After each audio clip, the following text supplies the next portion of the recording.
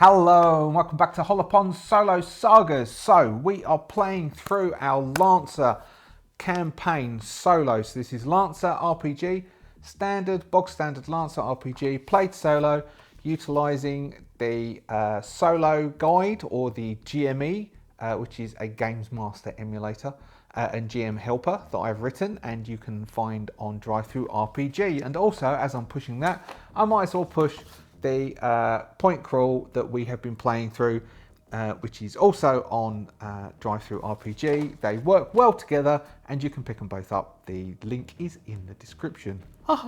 Okay, thank you so much for joining me. So we have finished our point crawl.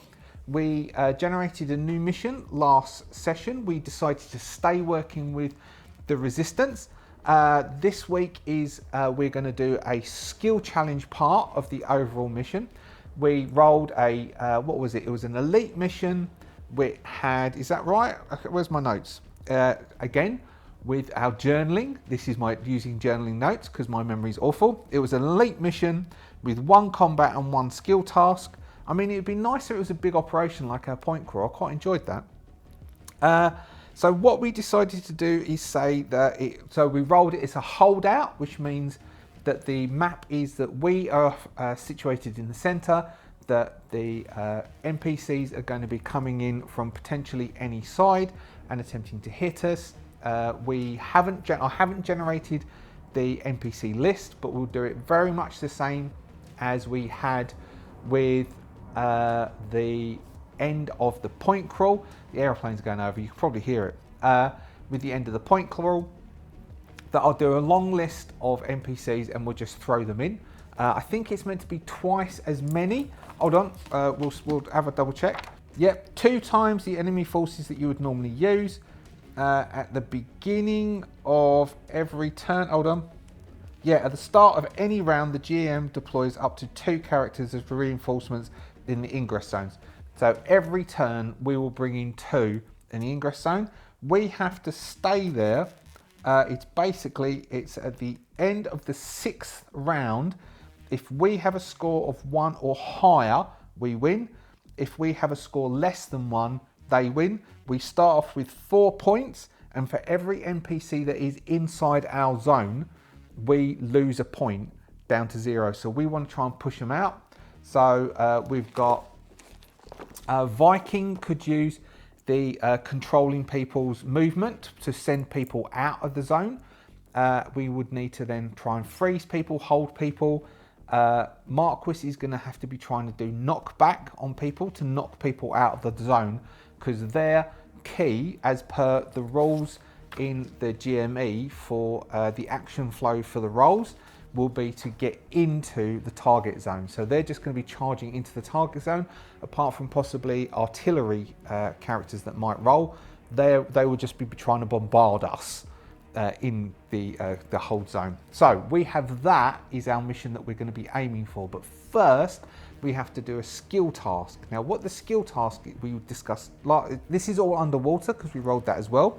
This is an ocean world, which means that everything's underwater.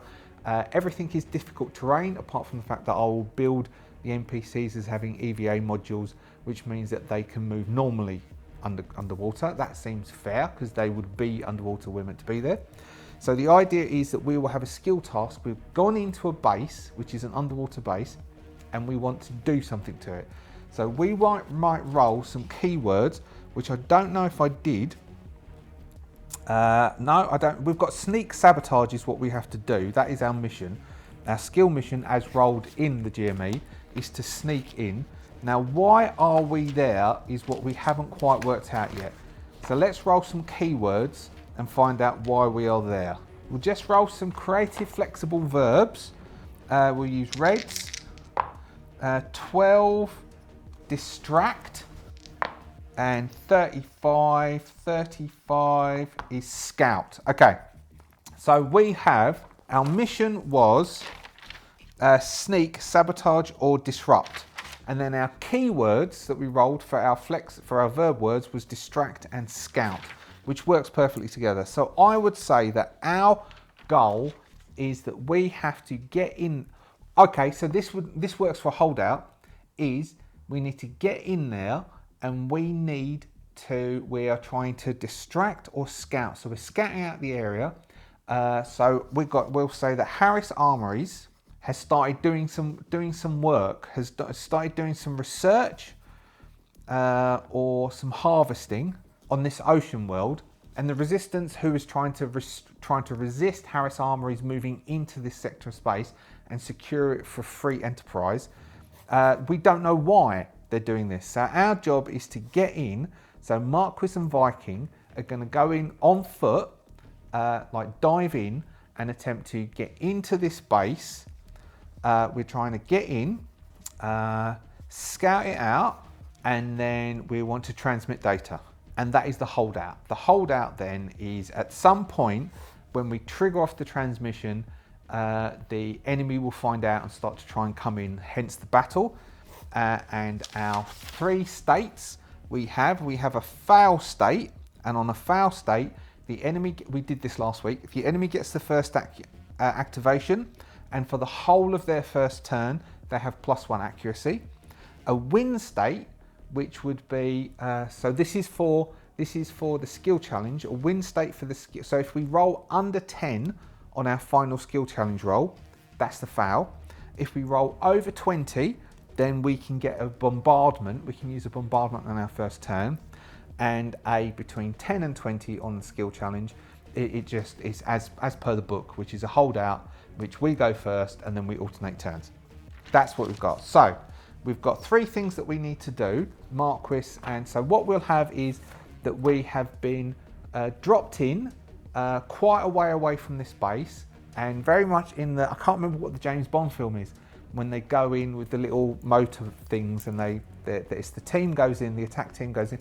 I don't know what other film, apart from a James Bond one that I can think of in my head, has a team going. I think there's a SEAL team where they go in with those little motorized things. But anyway, some high-tech motorized things, and we're wearing our flight suits are underneath some hardened aqua suits as we're going in. Now they've both got, so Marquis has an assault hard suit, and Viking has a light hard suit. Now, based on the fact that they've both got hard suits, we're going to say that those hard suits contain life support systems that they're okay with, so we don't have to worry about that. I haven't changed them from having thermic charges, but I might change Viking to having a tool set, and they both have the skills that they have. Have I told you about how I upgrade? Yeah, I would have mentioned yesterday, last week rather, yesterday. I would have mentioned last week that the Marquis has a black beard, and I gave Viking the Chumulama, I can't say it, Chomolungma, which is a CMS. It's not an Everest, because the CMS Everest is a frame. It's a CMS frame. Anyway, we will have that once things kick off, they get thrown down Titanfall-esque, bubbles coming through the water. So how long am I going for? All right, so this is probably going to be quite short, and we'll bung it out, as they say.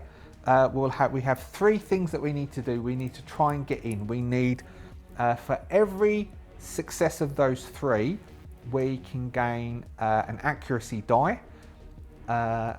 If if we fail, so if we fail it, we get a negative. If we get a 10, we'll just say for every success, i.e. 10 and above. Every 10 and above, we get an accuracy die that we can throw into a final roll, which will be, the final roll is the upload roll. And if we can upload with skill, which is transmitting the data. So we'll get 2 rolls and then transmit the data. That's out of 3. Is that all right? Yeah, okay. It's not really the 3, but we'll do 2. Get in, scout it out, transmit the data. So getting in and scouting it out allows us to have, we'll do 3. Get in, scout it out, transmit the data, and then we'll just do a roll, which is the success or failure. There we go. We'll do that way. So first off, we need to get in. The 2 of them, between them, do not have any form of stealth rolls whatsoever. but Marquis does have survival. So what I'm going to do is I'm going to narrate a scene, which is before they go in, Marquis is going to take Viking aside and give him advice on manoeuvring through the water, on the sort of sea life and the plants to avoid, of don't go through reeds, it might look cool, but you're just going to get the jets tangled up, and various things like that. So Marquis is going to attempt to give Viking some advice on how to then do the ride in, and we'll have a scene with them being becoming accustomed to and acclimatizing to the things they drive in, because Vikings never piloted one before, and they're doing some test things, and Viking makes some mistakes and Marquis points out the errors. But Marquis has a +2 to survive. He needs a 10 or above. 13 gives him a 15, so we'll get a +1 accuracy die for that. So we've got Marquis, so then that would be sort of a scene, a little scene of them doing that, and then we would then, from that bit, the commanding officer who has brought who is in orbit, but then is hidden in orbit, maybe behind a moon, and we'll have Marquis and Viking putting final preps to their mechs, their lances, and their frames, and then the final things are being printed and bolted on, and they're doing final checks, as the commanding officer of the fleet will come up and then say, okay, we're ready to go, we're going to drop you in. We will then see them get into these tiny little body capsules, which are very much like the capsules that for Rogue Trooper. I believe Rogue Trooper, they dropped in capsules, and also they dropped in capsules, I think, in the book for Starship Troopers. They get into the capsules and they get shot down, which basically it's like the Halo, a high altitude, low opening. Is that right? Halo? High altitude, low opening, where they fly in really at high altitude, drop them out, they basically skydive down, and they only open the chutes when they're basically below radar level. It's pretty much equivalent to that, but these things punch into the water like bullets.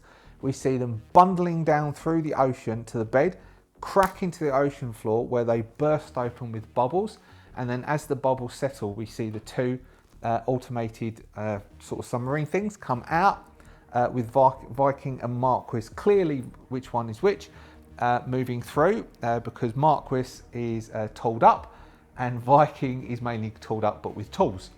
Now we need them to actually move through there, which is the scouting out. Now they don't have, so we've got getting in.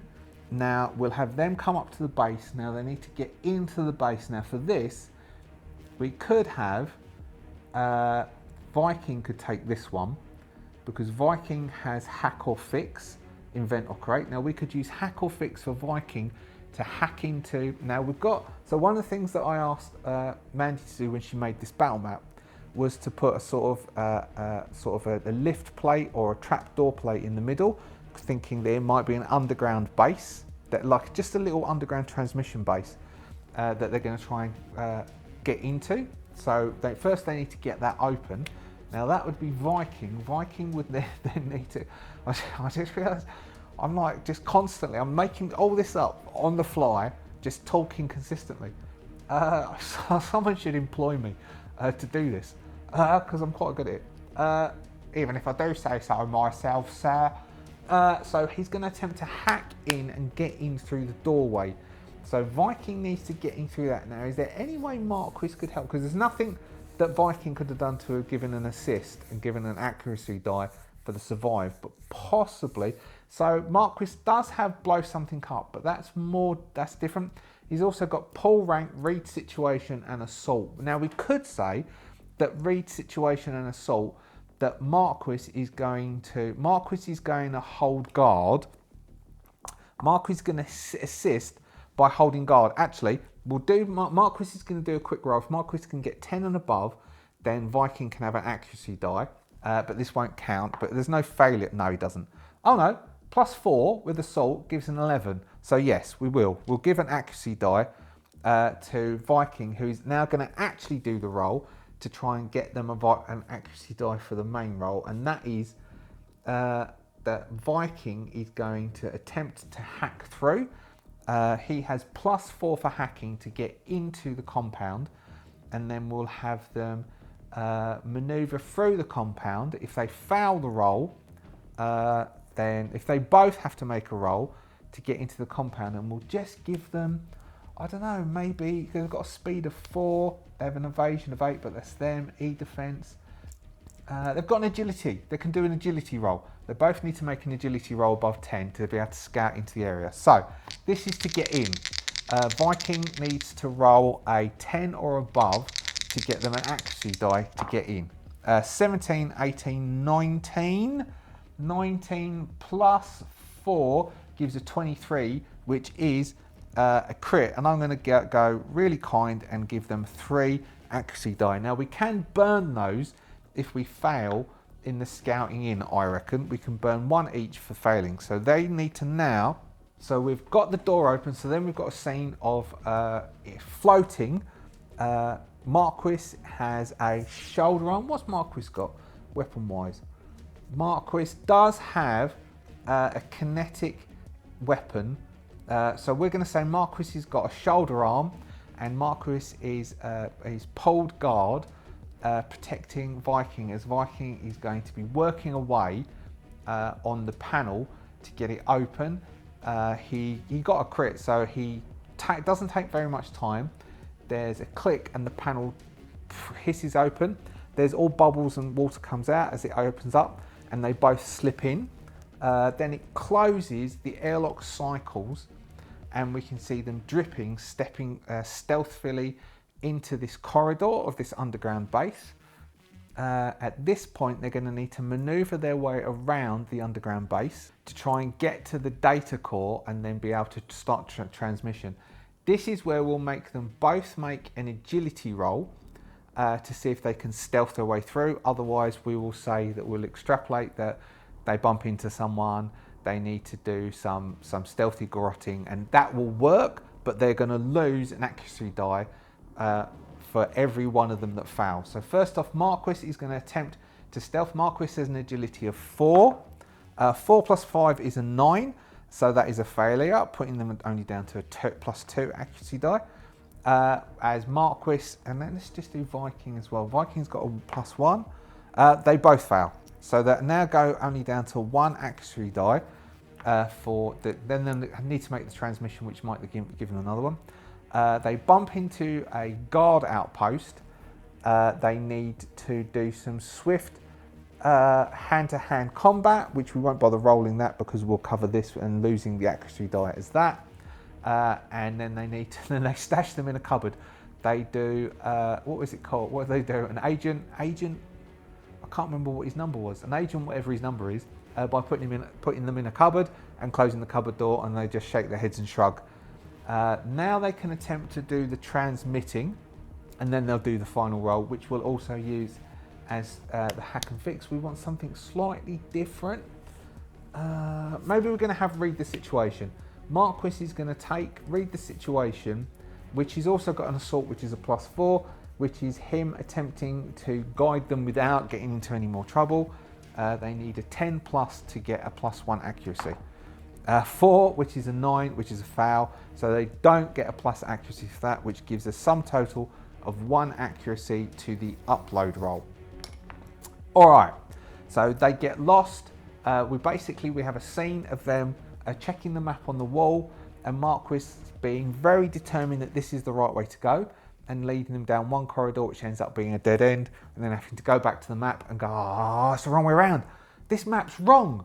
This map's wrong. And they work out that the map is wrong, which is why he fails the roll, and they just have to hunt around, or they follow conduit. They in the end, they spot some conduit cabling, and they follow the cabling, and I think this happened in a division, in the Division 2 in a mission. You have to follow the cabling, and they follow the cabling, and they get through to a hub center, and then they're going to set up the data relay to start broadcasting, and then they're going to exfil out of here, and that's where, as they leave, we'll have they'll see an encroaching mechs, and then they get told you need to hold that position, and we'll have the mechs come down. So this depends whether they get forewarned or they get caught with the pants down. This is Viking doing his, we could do it as a hack fix. Hack fix is a +4. +4, we got 1 accuracy die. We need to get, so a 10 and above is fine. It's just a normal holdout mission.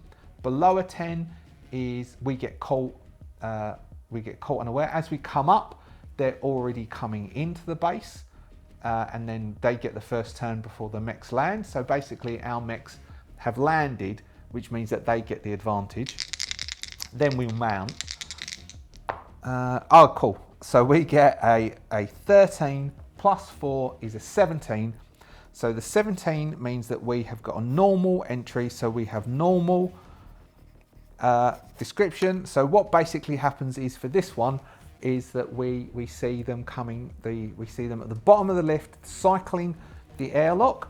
Water comes into the airlock as they're exiting through the trapdoor. Viking and Marcus's radio goes, and it's the commander saying they know you're there. They're sending mechs. You need to hold that position so we can get the data out. If they get there, they'll cut the data and we won't know what's going on. We're sending your mechs down now, and then we can see the mechs hitting the water, and we have a scene of the mechs hitting the water and slamming down to the ground as we focus shot on some mechs coming in from the distance, plodding slowly through the water and coming into the position as they mount up. So because they get time to mount up, they get to go first that session. And that is where we will then cut to them inside, faceplates coming, lighting up and engaging the enemy. And we will do that as the holdout mission next session. There we go. That is a quick skill challenge narrative session for how to run a quick skill challenge and skill task. So it moves story forwards. Technically speaking, all we've done, we set a foul, a win and a super success state, and then we play towards that. And all we got was a standard win state, which means that our mission is a standard mission. We have to acknowledge that Lancer, no matter how you cut it, is a skirmish game with a role-playing game tagged on it, most definitely, which I have no problems with because I have really been enjoying the skirmishing, which we will do next week. Thank you so much for watching. If you're a subscriber, thank you so much for being a subscriber. If you're not a subscriber, do consider subscribing. There's benefits to it because it allows the internet to know that you like this, which means it will then push it further and it helps this grow, it helps the channel grow. If you would like to support, you can support by joining the Adventurers Guild. The Adventurers Guild gets access to the videos early. They get some additional benefits in the background. You can also support by either buying the Point Crawl or by buying the GME, which we used in this mission just now.